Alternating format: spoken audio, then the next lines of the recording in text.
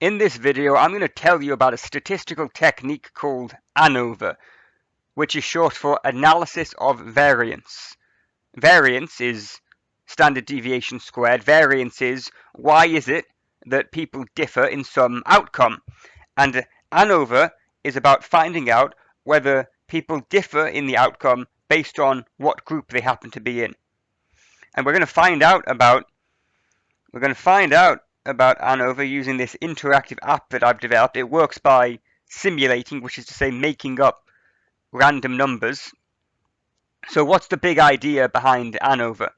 So let's imagine that we've measured people on some variables. It's called score here. So here we have a histogram, which is people's level of whatever the variable we're looking at. Could be height, could be weight, could be blood pressure, could be creativity, anything you like, by how frequently you see that score.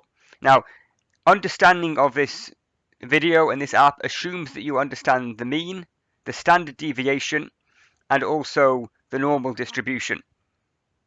So what we got here is we've got a histogram which shows the normal distribution of these three groups. So what we can do in this app is you can change the sample size, how many people we measure per group, and then for each of the groups, the blue group, the green group, and the red group, you can change the mean and also the standard deviation, the spread from the mean.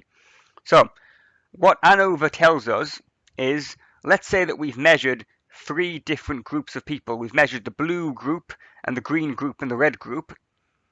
Let's say we measure their height. We want to find out, is the difference in the averages large enough so that we can be confident that in the population, the average of one group is different from the average of another. It's about finding out whether the mean of one group is significantly different from the mean of another. So what we can see, we've got the histogram of the blue group and the green group and the red group, and we can see, yes, there is some difference in the mean, but it's also possible that, well, there's a small difference, and so it's possible that there is a difference in the sample, in the 10 people we've measured here, but maybe there's no real difference in the population.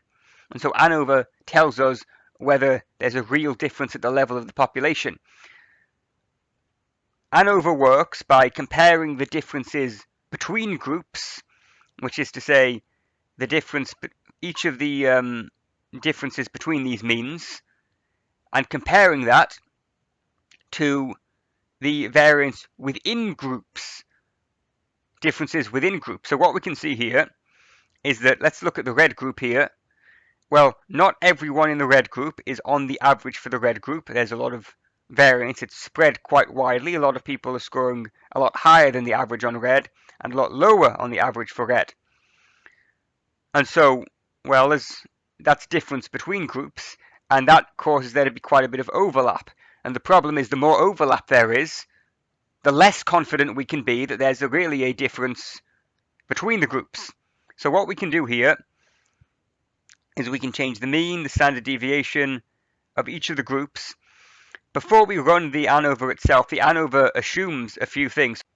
So ANOVA assumes that each group has a normal distribution, and we test that with a Shapiro-Wilks test, which we want to be non-significant, because the Shapiro-Wilks test takes the hypothesis that the groups are not normally distributed, and we want to prove that wrong. So here we can see, yes, they're all above 0.05, all non-significant, therefore the assumption of normality is met. ANOVA also assumes something called homogeneity or variance. So variance, well, variance is difference within groups. Variance is just standard deviation squared. Homogeneity means similarity. So homogeneity of variance means that each of the groups should have a similar variance and therefore a similar standard deviation. So ANOVA assumes that each group has a similar standard deviation, and it tests that with Levene's test. So what we can see here is, because Levene's test is non-significant, we want it to be non-significant, the assumption of homogeneity is met. Because for both of these assumptions, you want the test to be non-significant. So we can see here for normality they're all non-significant, so they're all normally distributed. Levene's test, which is the test of homogeneity or variance, is non-significant, therefore the assumption of homogeneity or variance is met. What we could do is we could go over here and we could change the standard deviation of the green group. What we can see here is now the green group is a lot skinnier than the red and the blue groups, and now the assumption of homogeneity of variance is not met. And we can move this other one up for the blue group. Now the blue group's even wider, even more spread out.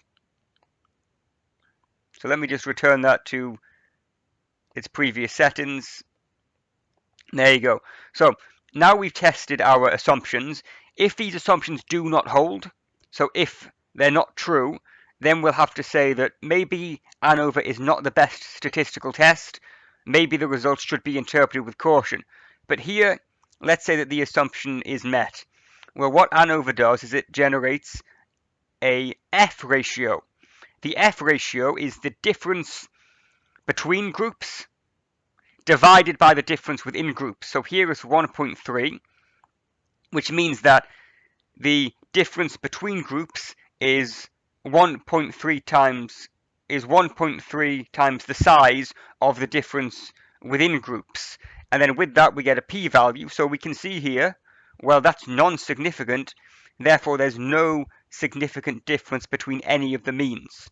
So one thing about ANOVA is it tells you if one group is significantly different from the other, if any group is different from the other. So let's say what we can do here is we can move the mean for the blue group up to 80. So now there's a big difference here. ANOVA will now tell us, look at that F ratio, now it's significant. The difference between groups is about 25 times larger than the difference within groups. At least one mean is significantly different from the other. So a significant F ratio, which is the number you get at the end of ANOVA, tells you that one of these things is not like the other. The average of one is different from the average of the others, but it doesn't tell you which one is different. So if we were to go to the green group and change that mean, we could see here all of these means are very different, but the ANOVA is still saying the same thing. It's still significant. One of these things is not like the other. And so ANOVA doesn't tell you which group is actually different from the other. So what we've done here is we've seen the larger the difference between groups, the larger the F ratio. But also if we were to increase the difference within groups, which is to say increase the standard deviation, so there's more overlap, we'd see that the F ratio is smaller.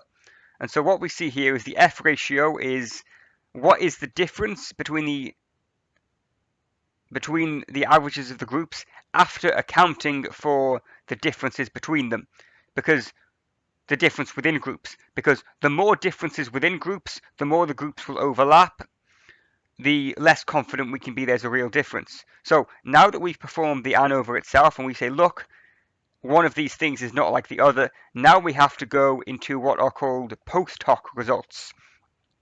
So if one average is different from the other, then we need to find out, well, which average is different from the other.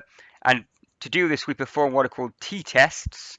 A t-test is just a statistical test which tells you if the average of one group is different from the average of another. And here we do it for all three groups. Now, you could have an ANOVA where you're comparing 5 groups or 7 groups or 10 groups. Here we're just comparing 3.